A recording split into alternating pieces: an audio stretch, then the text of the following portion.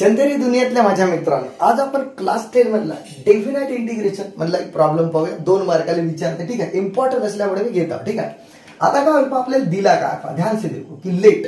ठीक आहे, दुसऱ्या पेनने सॉल्व करतो आपण लेट की π/2 to 0 1 minus cos 4x dx दिला इथपर्यंत क्लिअर. ठीक आहे, आता आपल्याला एक गोष्ट माहिती पाहिजे पहा की 1 minus cos 2θ. ठीक आहे, 1 minus cos 2θ थीटाच्या फॉर्म मध्ये घेता इथे एक्सच्या फॉर्म्युल्यासाठी. ठीक आहे, तर काय होते पण 2 sin square θ. काय होते 2 sin square θ. ठीक आहे, आणि जर कधी प्लस असला 1 plus cos 2θ तर 2 cos square θ राहते. ठीक आहे, पटलं नाही इथपर्यंत. म्हणजे मायनस असेल तर साइन, ठीक आहे, आणि प्लस असेल तर कॉस. ठीक आहे, म्हणजे हे जे फॉर्म्युले आहेत ना ते पूरा डेरिवेशन इंटिग्रेशनची जानस आहे. बरोबर आहे. ठीक आहे, म्हणजे हमेशाच येत राहते. पटलं ना. ठीक आहे, अदा मधात येतच राहते म्हणजे रोज आहे.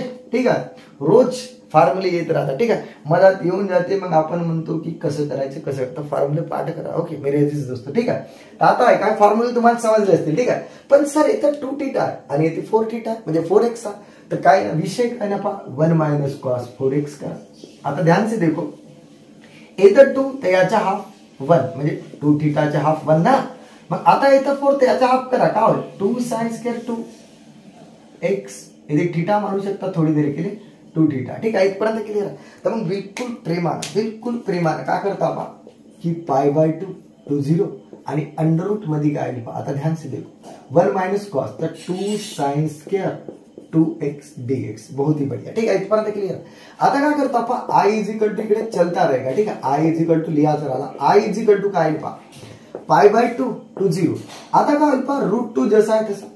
पण सर हा अंडर रूट मध्ये आहे ना, तर तुम्हाला माहिती आहे कोणती पण गोष्ट अंडर रूट मध्ये स्क्वेअर आहे तर बाहेर निघल्या टप्पर म्हणजे 2 उडते. बरोबर आहे ना. तर सेम का आहे याचा 2 उडल तर काय पहा sin 2x आणि dx. बहुत ही बढ़िया. ठीक आहे, आता तुम्हाला माहिती आहे का √2 काय कॉन्स्टंट आहे ना, तर एक काम करतो या कॉन्स्टंटला बाहेर हटवलो. ठीक आहे, ओके बाहेर काढलो कॉन्स्टंटला या वाल्या आणि sin 2x dx.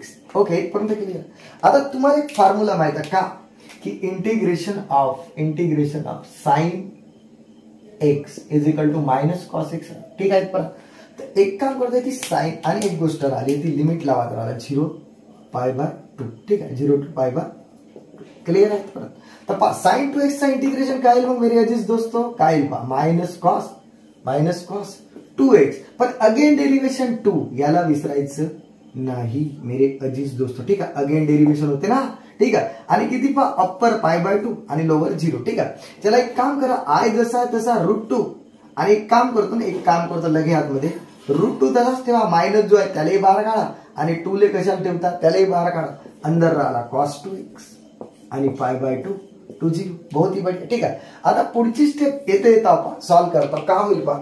ओके एवढी तो गोष्ट मी उधर रख देता. ठीक आहे, आता काय येईल पहा याच्यानंतर की मायनस √2/2 जसा आहे तसा ठेव. आता इथे काय अप्पर मायनस लोअर म्हणजेच cos 2 अप्पर किती आहे π/2 पहा ना cos 2 π/2 मायनस cos किती होईल सांगा बरं cos 2 सॉरी आणि लोअर किती आहे चेक करा. लोअर आहे 0 अप्पर मायनस लोअर. ओके आता इथं काय होईल पहा मायनस √2/2 जसा आहे तसा 2 उडल तर इथे cos पाय उडल नाही का. ठीक आहे 2 उडल नाही का. ठीक आहे पटलं पाय मायनस आता 2 × 0 0च ना cos 0.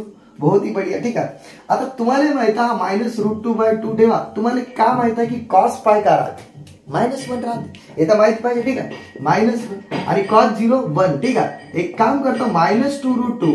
आता इथे काय पहा मायनस मायनस प्लस ना -2. ठीक आहे, इथपर्यंत मायनस प्लस आणि 2 उडला. आता काय पहा मायनस इथं 1 राहिला बरं. ठीक आहे मायनस प्लस म्हणजे √2. ठीक आहे, आन्सर काय आला आपला √2. ठीक आहे, हाच तर आपला आन्सर हो मेरे अजीज दोस्त. ठीक आहे, तर समजला असेल. बाकी आपण ब्रेक के बाद पाहू. ठीक आहे.